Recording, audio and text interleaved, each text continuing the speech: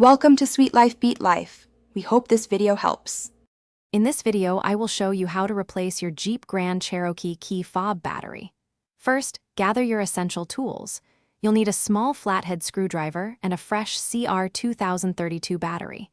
Make sure you have a clean, well-lit area to work in. This simple task can be done quickly at home, saving you a trip to the dealership. Let's get started with the first step. Now, let's open the key fob. Find the small release button on the side of your fob.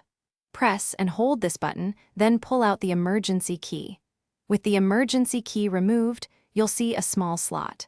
Carefully insert your flathead screwdriver into this slot and gently twist to pry open the two halves of the key fob casing. Take your time to avoid damaging the plastic. With the key fob open, you'll see the old battery. Pay close attention to its orientation, noting which side is facing up. Gently use your screwdriver to pop out the old CR2032 battery.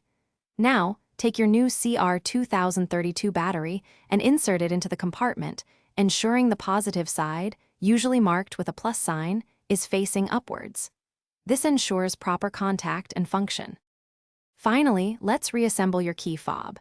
Carefully align the two halves of the casing and press them firmly together until they snap securely into place.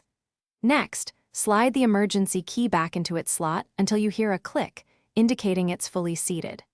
Now, test all the functions of your key fob, like locking and unlocking your vehicle, to ensure everything is working perfectly.